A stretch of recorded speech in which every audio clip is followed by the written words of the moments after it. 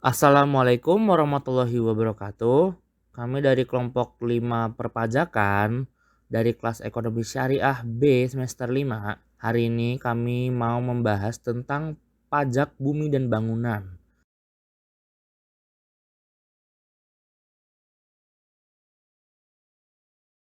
Sebelum itu kami ingin memperkenalkan diri terlebih dahulu. Yang pertama dari Hairul Lutfi dengan NPM 1951010112, dan yang kedua dari Rizky Wira Perdana dengan NPM 1951010181, dan juga ada Indah Anjar Dwi Pratiwi 1951010104, ada Nelsa Omi Saputri dengan NPM 1951010144, ada Rizka Salsabila 1951010176, dan Shirley Puspadewi 1951010193.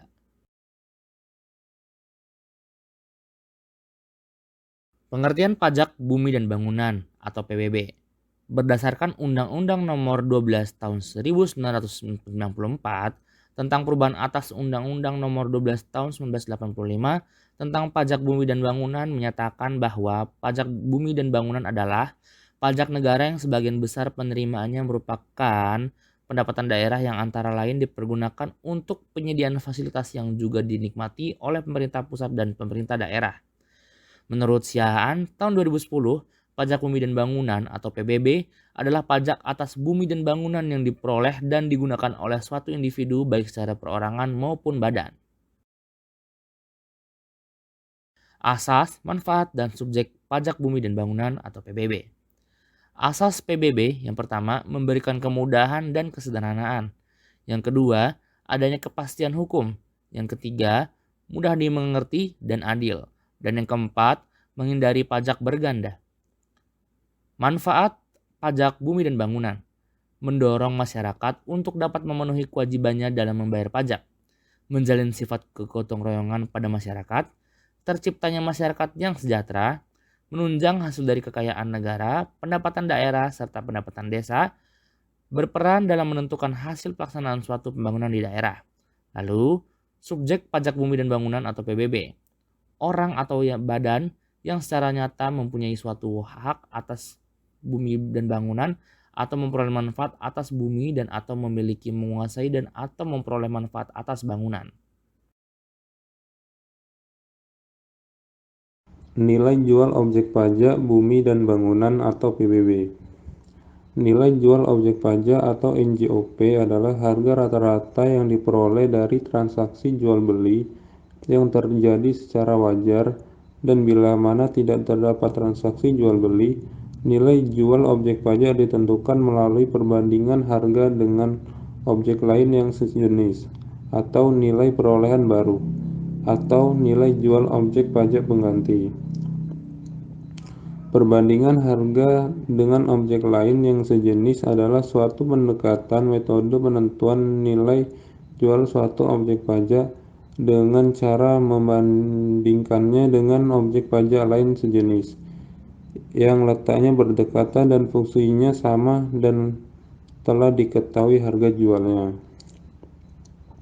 Nilai perolehan baru adalah suatu pendekatan atau metode penentuan nilai jual suatu objek pajak dengan cara menghitung seluruh biaya yang dikeluarkan untuk memperoleh objek tersebut pada saat penilaian dilakukan, yang dikurangi dengan penyusutan berdasarkan kondisi fisik objek tersebut.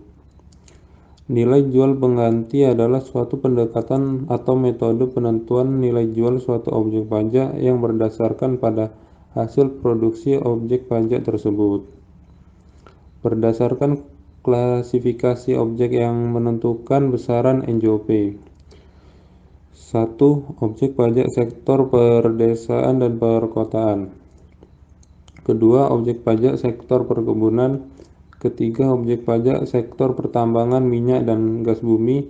Keempat, objek pajak sektor pertambangan energi panas bumi.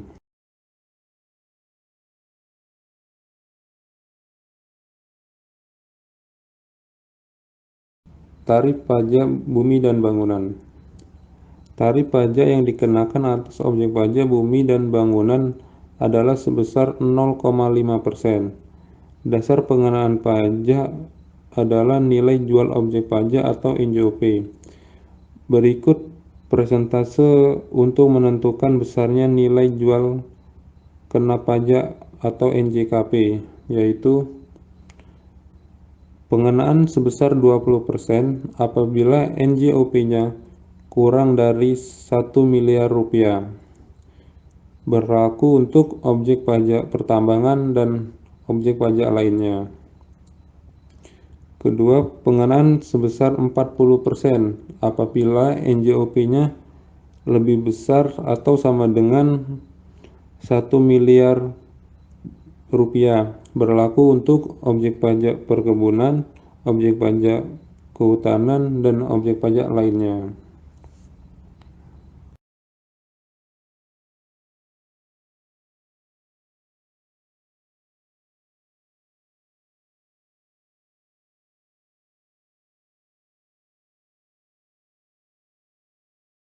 Selanjutnya, bagaimana cara menghitung pajak bumi dan bangunan?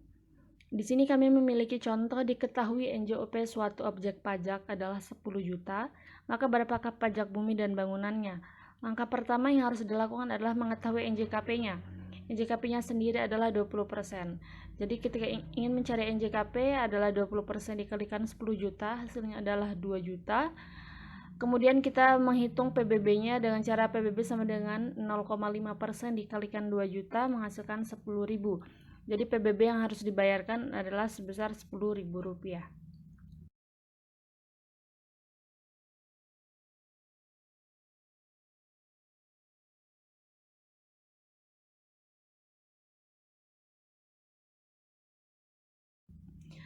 Contoh soal selanjutnya yaitu Pak Robi memiliki sebuah rumah dengan luas 30 meter persegi yang berdiri di atas bidang tanah seluas 50 meter. Misalkan harga bangunan tersebut adalah 50 juta, sementara harga tanahnya adalah 70 juta, maka berapakah pajak bumi dan bangunan yang harus dibayar Pak Robi? Pertama kita menghitung nilai bangunan dan tanahnya. Bangunannya yaitu 30 dikalikan 50 juta menghasilkan 1 miliar 500 juta. Tanahnya 50 dikalikan 70 juta menghasilkan 3 miliar 500 juta. Kedua, kita menghitung NJOP dengan cara menjumlahkan nilai bangunan dan tanah, yaitu 1 miliar 500 juta ditambah 3 miliar 500 juta menghasilkan nilai NJOP 5 miliar. Di sini kita memiliki nilai NJOP TKP-nya 12 juta. Kita selanjutnya menghitung NJKP, yaitu 40% dikalikan NJOP dikurang NJOP TKP-nya. 40% dikali 5 miliar dikurang 12 juta, 40% dikalikan 4 miliar 988 juta, hasil akhirnya yaitu 1 miliar 995 juta 200 ribu. Hitung PBB-nya yaitu 0,5% dikalikan 1 miliar 995 juta 200, hasilnya yaitu 9 juta 976. Jadi besar PBB yang harus dibayar adalah 9.976.000.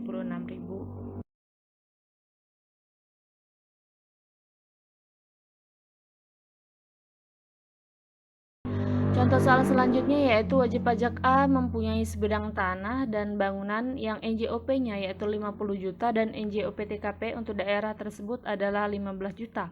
Maka besarnya pajak yang terutang adalah caranya 0,5% dikalikan 20%, 50 juta dikurang 15 juta.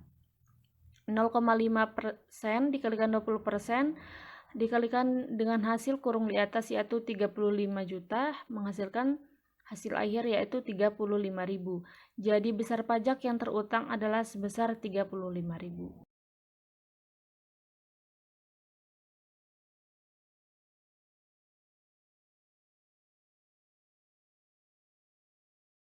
Tahun pajak, saat dan tempat yang menentukan pajak terutang. Tahun pajak merupakan jangka waktu 1 tahun takwim atau kalender. Jangka waktu takwim yakni dari 1 Januari sampai dengan 31 Desember. Tempat jangka terutang menyesuaikan wilayah daerah masing-masing. Contoh, untuk daerah Jakarta, di wilayah daerah khusus Ibu Kota Jakarta, saat yang menentukan pajak terutang adalah menurut keadaan objek pajak pada tanggal 1 Januari. Dengan contoh, objek pajak pada tanggal 1 Januari 2010 berupa tanah dan bangunan. Pada tanggal 10 Januari 2010 bangunannya terbakar, maka pajak yang terutang tetap berdasarkan keadaan objek pajak pada tanggal 1 Januari 2010, yaitu keadaan sebelum bangunan tersebut terbakar. Contoh yang kedua yaitu objek pajak pada tanggal 1 Januari 2010 berupa sebidang tanah tanpa bangunan di atasnya. Pada tanggal 20 Agustus 2010 dilakukan pendataan. Ternyata di atas tanah tersebut telah berdiri suatu bangunan. Maka pajak yang terutang untuk tahun 2010 tetap dikenakan berdasarkan keadaan pada tanggal 1 Januari 2010, sedangkan bangunannya baru akan dikenakan pada tahun 2011.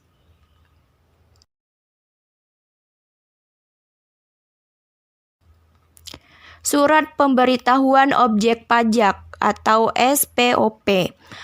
Surat Pemberitahuan Pajak Terutang atau SPPT. Surat Ketetapan Pajak atau SKP.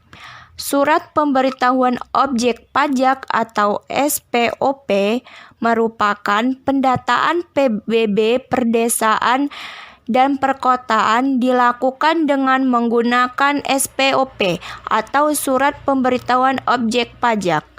SPOP harus diisi dengan jelas, benar, dan lengkap serta ditandatangani disampaikan kepada kepala daerah yang wilayah kerjanya meliputi letak objek pajak selambat-lambatnya 30 kerja setelah tanggal diterimanya SPOP oleh subjek pajak. Surat Pemberitahuan Pajak Terutang atau SPPT. SPPT selambat-lambatnya 6 bulan sejak diterimanya SPPT harus sudah dilunasi oleh wajib pajak. Pada saat jatuh tempo pembayaran, pajak terutang yang tidak dibayar atau kurang bayar akan dikenakan denda administrasi sebesar 2% sebulan, dihitung dari saat tempo sampai dengan hari pembayaran. Pengenaan denda administrasi dibatasi jangka waktu 24 bulan dan bagian dari bulan dihitung penuh 1 bulan. Surat Ketetapan Pajak atau SKP. SKP dikeluarkan oleh Pemda dapat menyangkut atas 2 hal, yaitu yang pertama, apabila surat pemberitahuan objek pajak tidak disampaikan dalam jangka waktu 30 hari sejak diterima oleh wajib pajak, dan setelah ditegur secara tertulis, ternyata tidak juga membayar yang telah ditentukan dalam surat teguran tersebut.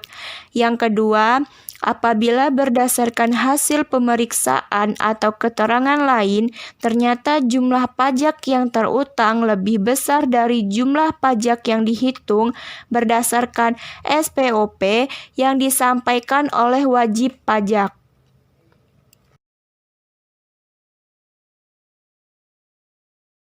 Tata cara pembayaran dan penagihan pajak bumi dan bangunan atau disebut PBB.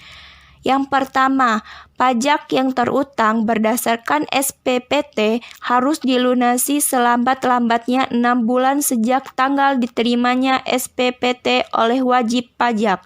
Yang kedua, pajak yang terutang berdasarkan SKP harus dilunasi selambat-lambatnya 1 bulan sejak tanggal diterimanya SKP oleh wajib pajak.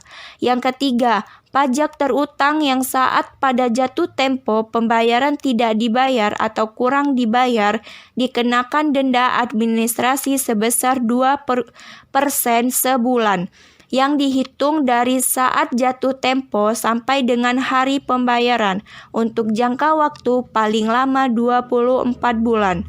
Menurut ketentuan ini, pajak yang terutang pada saat jatuh tempo pembayaran tidak atau kurang dibayar dikenakan denda administrasi 2% setiap bulan dari jumlah yang tidak atau kurang dibayar tersebut untuk jangka waktu paling lama 24 bulan dan bagian dari bulan dihitung penuh 1 bulan.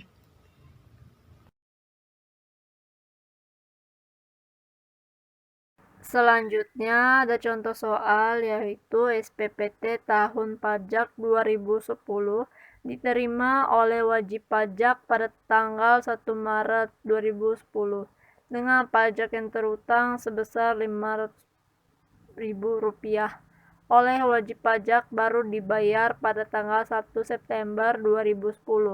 Maka terhadap wajib pajak tersebut dikenakan denda administrasi sebesar 2%.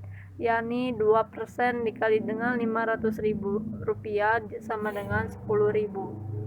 2% ini didapatkan dari SPPT itu paling lambat kan dibayar sekurang-kurangnya itu adalah 6 bulan. Namun wajib pajak ini membayar SPPT itu lebih dari 6 bulan. Maka wajib pajak itu dikenakan denda administrasi sebesar 2%.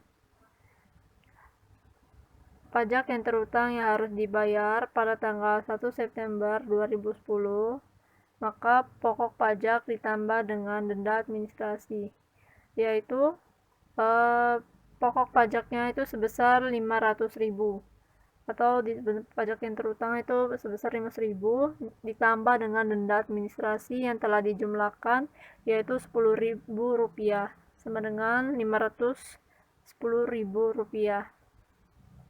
Bila wajib pajak tersebut baru membayar utang pajaknya pada tanggal 10 September 2010, maka terhadap wajib pajak tersebut dikenakan denda 2 dikali 2% dari pokok pajak, yakni 4% dikali dengan Rp500.000 sama dengan Rp20.000. 4% ini didapatkan apabila wajib pajak itu belum membayar atau melunasi pembayaran pada bulan September dan pada bulan Oktober. Jadi dendanya itu bertambah atau dikali gitu. Jadi 2 dikali 2% sama dengan itu 4%, nanti dikali dengan Rp500.000 atau dikali dengan pokok pajak, jadi Rp20.000. Pajak yang terutang harus dibayar pada tanggal 10 Oktober 2010 adalah pokok pajak ditambah dengan denda administrasi. Pokok pajaknya itu yaitu sebesar Rp500.000 ditambah dengan denda administrasi yang telah dijumlahkan pada bulan Oktober itu Rp20.000. Jadinya Rp520.000. Apabila wajib pajak ini masih belum membayar pada bulan November, maka nanti akan dikalikan. Jadi nanti 3 dikali dengan 2%, yaitu sama dengan 6%. Nanti 6% dikali dengan Rp500.000. Dan begitu juga selanjutnya. Untuk setiap bulan, apabila wajib pajak ini telat membayar, maka nanti akan dikalikan 2% dikali dengan sesuai dengan jumlah bulan yang belum dibayarkan oleh wajib pajak.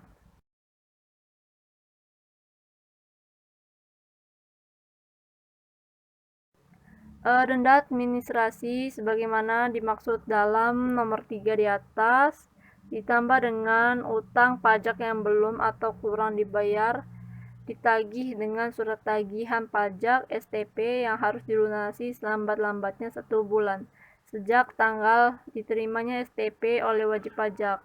2. Pajak terutang dapat dibayar di bank, kantor pos, dan giro, serta tempat lain yang ditunjuk oleh Menteri Keuangan. 3. Tata cara pembayaran dan penagihan pajak diatur oleh Menteri Keuangan. 4. Ketetapan pajak SPPT STP merupakan dasar penagihan pajak. 5. Jumlah pajak yang terutang berdasarkan STP yang dibayarkan pada waktu dapat ditagih dengan surat paksa.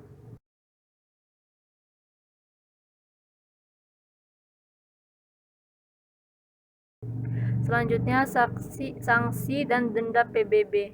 Sanksi sosial sanksi sosial terpisah dari sanksi administrasi dan karenanya lebih bersifat teguran, sindiran, peringatan, dan membuat malu bagi yang terkena sanksi sosial.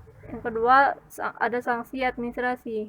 Sanksi administrasi ini terbagi menjadi 3, yaitu 1. Terlambat mengembalikan SPOP, dan setelah ditegur secara tertulis, SPOP tidak disampaikan juga.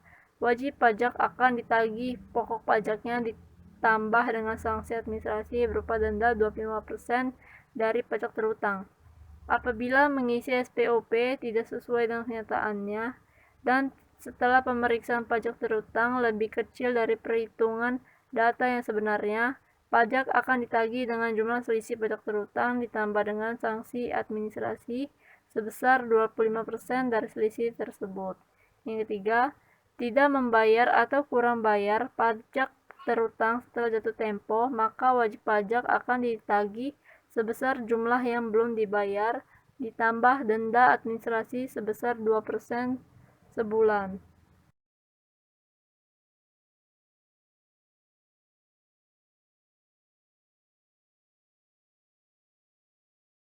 Selanjutnya, yakni ada sanksi pidana. Wajib pajak yang terbukti karena kealpaannya jadi menimbulkan kerugian pada negara. Dalam hal 1. Tidak mengembalikan SPOP atau surat pemberitahuan objek pajak. Yang kedua, mengembalikan SPOP akan tetapi isinya tidak benar atau tidak lengkap. Sanksi pidananya kurungan selama-lamanya 6 bulan atau denda setinggi-tingginya 2 kali pajak yang terutang. Dan wajib pajak yang terbukti karena kesengajaannya jadi menimbulkan kerugian pada negara. Dalam hal 1. Tidak mengembalikan SPOP, 2. Mengembalikan SPOP akan tetapi isinya tidak benar dan tidak lengkap, ketiga. Memperlihatkan surat atau dokumen palsu, dan keempat. Tidak menyampaikan surat atau dokumen yang diperlukan. Sanksi pidananya penjara selama-lamanya 2 tahun atau denda setinggi-tingginya 5 kali lipat pajak terutang. Bagaimana cara perhitungan sanksi administrasi? Di sini ada contoh yang pertama. Wajib pajak A tidak menyampaikan SPOP. Berdasarkan data yang ada, Direktur Jenderal Pajak mengeluarkan SK PKB yang berisi objek pajak dengan luas dan nilai jual, luas objek pajak menurut SPOP, pokok pajaknya yakni 2 juta rupiah, sanksi administrasinya 25% dikali 2 juta. 25% ini sudah ditetapkan pada kolom sanksi administrasi, sedangkan 2 juta rupiah ini merupakan pokok pajak. Jadi hasilnya 500.000 rupiah. Jadi 2 juta rupiah ditambah 500 rupiah, hasilnya 2.500.000 rupiah, yakni jumlah pajak yang terutang dalam SKP. Sedangkan contoh keduanya berdasarkan SPOP diterbitkan SPPT sebesar 2 juta rupiah berdasarkan pemeriksaan pajak yang seharusnya terutang yakni 2.500.000 rupiah. Jadi di sini kita mengurangi 2.500.000 rupiah dikurang 2 juta rupiah, yakni selisihnya menjadi 500 rupiah. Dan denda administrasinya menjadi 125.000. 125.000 ini didapat dari 25%, di mana tarif administrasi yang sudah ditetapkan dikali Rp500.000. Jadi hasilnya Rp125.000. Jadi selisih dan denda administrasi ditambah sehingga menjadi Rp625.000 jumlah pajak yang terhutang dalam SKPKB.